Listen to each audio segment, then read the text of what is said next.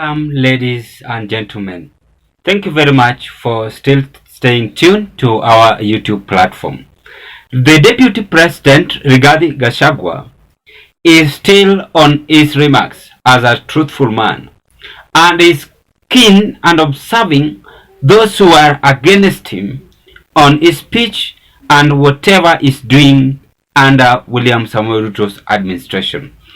The reason why I am saying this is because the Deputy President Rigathi Gachagua have revealed that some people in the government are uncomfortable with him. And let me just read whatever Rigathi said. Gachagua reveals few people in government are uncomfortable with him. Issues way forward. Remember, the Deputy President Rigathi Gachagua spoke these remarks after he had defended the Gen Z. That is what make Rigathi Gachagua to now expose William Ruto's administration, which is working for. Furthermore, he carried on by saying, I always stand by what is true. A few people in government are uncomfortable with the truth and they normally have a slight problem with me, the deputy stated. You see where the point is coming from. That is the Deputy President, Rigathi Gachagua. Now, the heart of the story. One of the ways I will help him is by advising on what Kenyans are saying, so that we can serve them, he explained. Speaking on the recent Gen Z-led protest, Gachagua accused several leaders of not listening to young people and Kenyans in general. According to the deputy, it was not right to have a majority of Kenyans complaining and listening to their grievances, creating an environment for politicians start looking for scapegoats. I like that. On 2 months ago, I talked about the scapegoat. And I analyzed that these people are trying to start early campaign in order to confuse Kenyans who are just innocent, who just need something to be done to them under William Ruto's administration. Did I not say that? I said. So Rigathi is deconstructing William Ruto, and this has forced Ruto to hide because his deputy is still exposing him, is still telling him the truth. The truth of the matter is that there is something happening in our country which is wrong. And Ruto should not take it for granted. So that is why Rigathi is coming out, and it's a kind of things are now ending in tears as Ruto is being forced to follow whatever people are demanding. I wanted to break this into analysis. Why is Rigathi storming William Ruto? Before I carry on, ladies and gentlemen, I want to appreciate the new subscribers who subscribe to our YouTube channel. I want to say thank you for your great support and thank you so much for your subscription. What we normally do here is liking the video, watching and dropping your opinion at the comment section below. And as you board the same boat with the members, I don't take your support for granted. Please give your advice on today's political discussion. Let's proceed. And therefore, why is Rigathi not happy on how Ruto is doing his own thing? I want to talk about two things here. The advisor of William Ruto and the advisor of Rigathi Gachagua.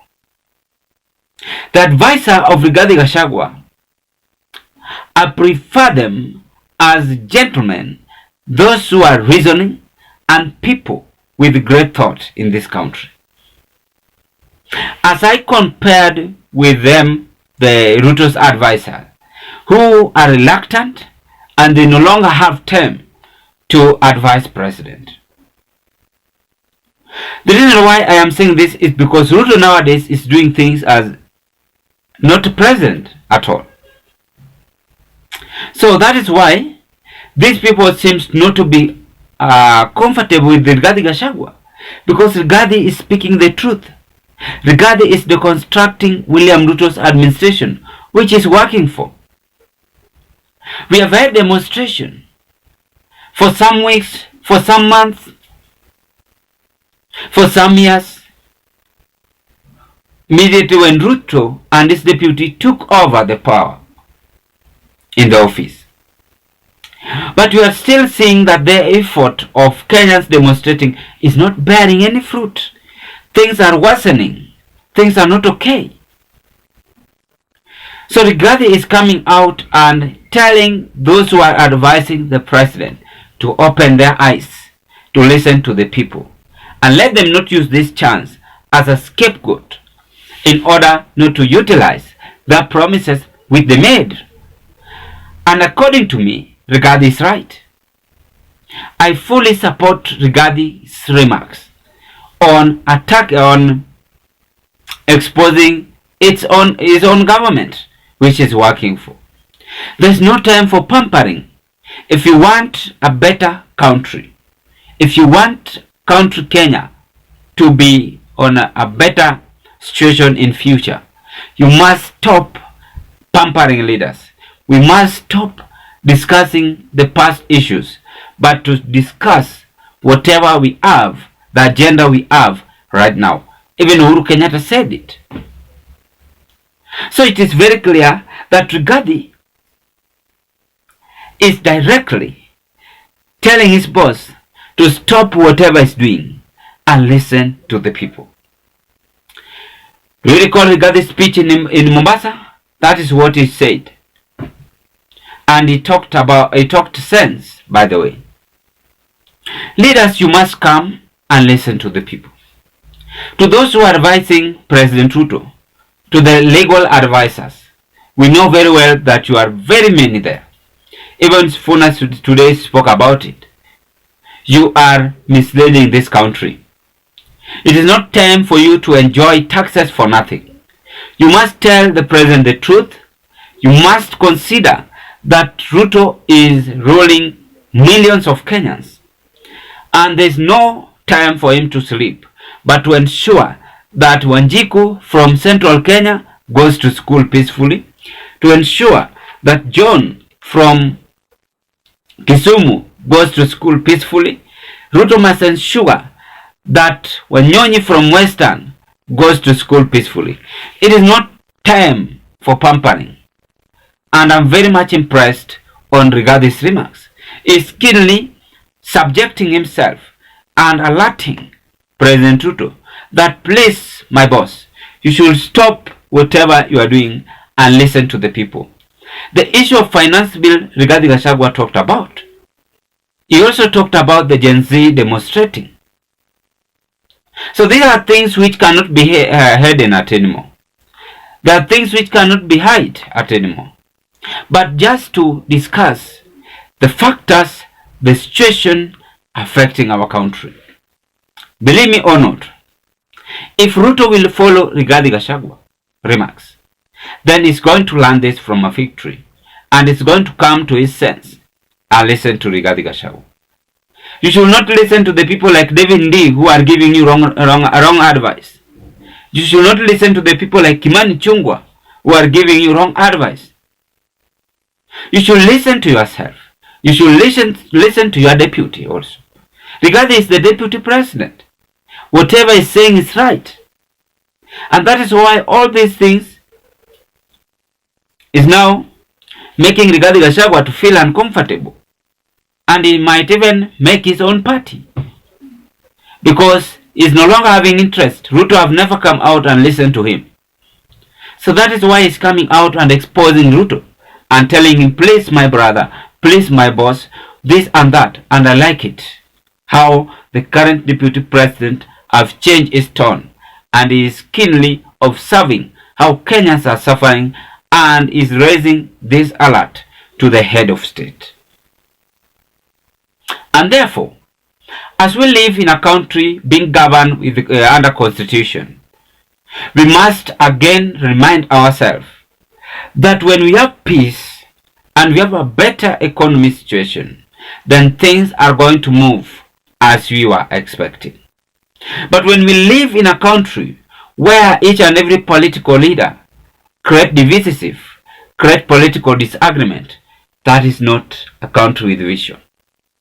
And that is why Rigathi remarks is now raising alert and telling President Ruto to kill me of serve on how he work, to kill me of serve on how he run his administration. I think, as I conclude, Rigathi's remarks is very essential and we should not take it for granted. And the people who are uncomfortable with Rigathi Gachagua, please, you can as well resign. If you feel you are not uncomfortable, because you want a country which kila Mkenya anasema yenyewe hii serikali iko sawa. Lakini sasa kama Ruto anaweka kili yake yote kwa nyinyi, how will the country run? You have abandoned the Rigathi Gachagua. You have abandoned him. You no longer have intention to share any other ideas with Rigathi Gachagua. So that is why Rigathi is coming out and telling Ruto, please consider me. Consider to do whatever we made during our campaign period. I like it. And let's hope they're going to do it at the end of the year. Finally, SRC, I'm still on you. Why are you increasing money to the MPs, yet our country is on a crisis movement? We must question you and we demand for your remarks on that. That is what I can say. I don't forget, and I will still seek on that and ask under whose authority do you follow? Do you follow voters or do you follow Ruto? Because I know Ruto is the one who plotted that and mount pressure on that, which is wrong. So the President Ruto, you must also consider that there are Kenyans who are suffering more than those people whom you consider. The voters are suffering out there. And you must learn this from a victory. And I'm not afraid to say it. Thank you so much. And I wish you all the best as I hope to meet with you on the next political discussion.